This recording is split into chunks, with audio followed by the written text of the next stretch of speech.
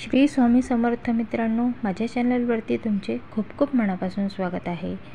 तर आज आपण विवाह सेवा बघणार आहोत। विवाह सेवा म्हणजे आपल्याला मनपसंत जोडीदार हवा असेल तर करा ही सेवा। सर्वात प्रभावी ही सेवा आहे आणि स्वामी समर्थाची ही सेवा असल्यामुळे खूप प्रभावशाली आहे। त्यामुळे तुमच्या सर्व मनातल्या इच्छा पूर्ण होतील आणि तुम्हाला जसा जोडीदार हवा असेल तसा तुम्हाला या सेवेमुळे प्राप्त होणार आहे। तर सेवा अशी आहे की रोज रुक्मिणी स्वयंवर पोथी तुम्हाला वाचायची आहे आणि वाचताना वेळ स्थळ बदलू नये। 90 दिवसाची ही सेवा आहे आणि 21 मंगळवार करायची आहे। 21 मंगळवार म्हणजे गणपतीला नागवेलीच्या 21 पानांचा हार अर्पण करून गूळ खोबऱ्याचं नैवेद्य दाखवायचं आहे आणि 11 संकष्ट उपवास करायचे आहे, म्हणजे संकष्ट चतुर्थीचे उपवास करायचे आहे।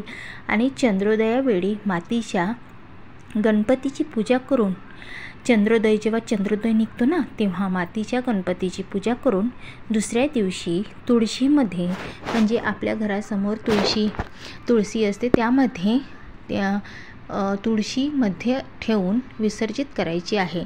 मातीची मूर्ती 1 ते 2 इंचीची आपल्याला इंचीची असावी किंवा स्वतःला जमेल तशी बनवायची आहे। स्वतः पूजा करावी, म्हणजे ज्यांना ही सेवा करायची आहे तेच व्यक्ती ही करू शकते। 1 ते 2 इंचीची आपल्याला ही मूर्ती बनवायची आहे, आपल्याला स्वतःच याची पूजा करायची आहे आणि दुसऱ्या दिवशी तुळशीत किंवा पवित्र झाडाच्या मुळाशी विसर्जित करायचं आहे।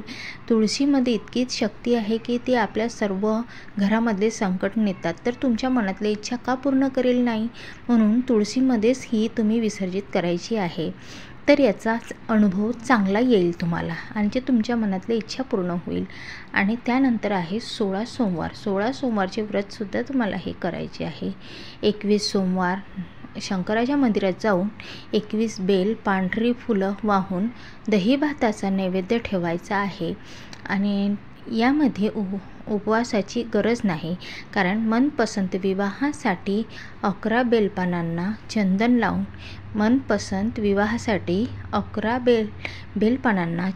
लावून 11 पानांना चंदन लावून शिवपिंडवर व्हायची आहे। 11 सोमवार करायचे आहे आणि त्यानंतर 7 गुरुवारी देवीला ओटी शिंगार साहित्य अर्पण करायचे आहे। 7 शुक्रवार देवीला ओटी अर्पण करायची आहे तुम्हाला शृंगार सहित, म्हणजे जो आपण खण ठेवतो की नाही देवीला ते तुम्हाला साहित्य अर्पण करायचे आहे। आणि 21 गुरुवारी गुरुस्थानी प्रसाद फळ द्यायचे आहे, म्हणजे गुरुवारी गुरुचे जे स्थान आहे तिथे तुम्हाला फळं अर्पित करायची आहे। फळमध्ये सर्वच प्रकारचे फळं असतात, ॲपल असतो, केळी असतात, तर सर्वात पवित्र म्हणजे आपण शुद्ध फळ म्हणजे आपण केळी वापरतो जास्त देवाला, तर केळीचे हे फळ तुम्हाला अर्पण करायचे आहे गुरुवारी। तर 5 पौर्णिमेला कुलदेवतेचे दर्शन घ्यायचे आहे। 5 पौर्णिमा आल्या की 5 पौर्णिमेला प्रत्येक पौर्णिमेला तुम्ही देवीचे दर्शन घ्यायचे आहे। असे अनेक उपाय आहेत, तशी ज्याची इष्टदेवता असेल तसा उपाय करायचा आहे। तुमच्या जशा प्रकारे ज्या पद्धतीत तुम्हाला हे उपाय करायचे आहेत तशाच पद्धतीत तुम्ही करू शकता, कारण की तुमच्या कुलदेवत पण आहेत प्रत्येक ठिकाणी। तुम्ही पौर्णिमेला आपल्या कुलदेवतेला पण जाऊ शकता।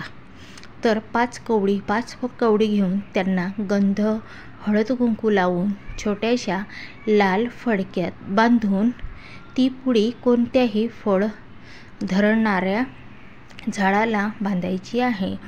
तर 5 कवड्या घेऊन त्यांना गंध लावायचे आहे, हळद कुंकू लावून त्या छोट्याशा लाल कपड्यात बांधून ती पुडी कोणत्याही फळ असणाऱ्या धरणाऱ्या झाडाला बांधायची आहे, म्हणजे ज्या झाडाला फळ लागतो त्याच झाडाला तुम्हाला ही बांधायची आहे। हे पौर्णिमेला संध्याकाळी करायचे आहे। 2 ते 3 महिन्यात लग्न जमतेच। कवडीची ही पुडी बांधायला येताना बोलू नये, मागं ओढून पाहू नये। ही सेवा म्हणजे ही सेवा करताना तुम्हाला कोणालाच काही सांगायचं नाही आहे. त्यानंतर 7 गुरुचरित्र पारायणसुद्धा तुम्हाला हे करायचे आहे आणि एक श्रीपाद वल्लभ पारायण करायचं आहे, एक नवनाथ पारायण करायचं आहे, 11 वेळा सिद्धमंगल स्तोत्र वाचायचं आहे, घोराष्टक स्तोत्र वाचायचं आहे आणि रोज 21 वेळा गणपतीची सेवा करायची आहे. मंगळवारची सेवा आहे आणि श्रीयंत्रावर श्रीसूक्त 7 वेळा, पुरुष सूक्त 7 वेळा आणि दुर्गा सप्तशतीचे 21 पाठ, 1 पाठ मंगळवार किंवा 1 पाठ शुक्रवार असे 21 पाठ करायचे आहे आणि मल्हारी सप्तशती 21 पाठ रविवारी करायचे आहे आणि 21 रविवारी ही सेवा करायची आहे. तर बघा मित्रांनो, अशा प्रकारे ही सेवा आहे आणि खूप सुंदर अनुभव याचा तुम्हाला येणार आहे. विवाहासाठी खूप प्रभावशाली ही सेवा आहे, केंद्रातली सेवा आहे, स्वामी समर्थाची ही सेवा आहे. 21 मंगळवार तुम्हाला ही करायची आहे. तुम्ही बघा, याचा तुम्हाला लवकरात लवकर अनुभवसुद्धा येईल आणि तुमचे खूप छान कुटुंबामध्ये खूप छान मुलांशी तुमचं लग्न जुळून येणार आहे. तर अशी ही सेवा होती. तुम्हाला व्हिडिओ आवडला असेल, लाईक, शेअर, सबस्क्राईब नक्की करा, बेल आयकॉन क्लिक करा आणि श्री स्वामी समर्थ लिहायला विसरू नका. श्री स्वामी समर्थ. जय जय स्वामी समर्थ.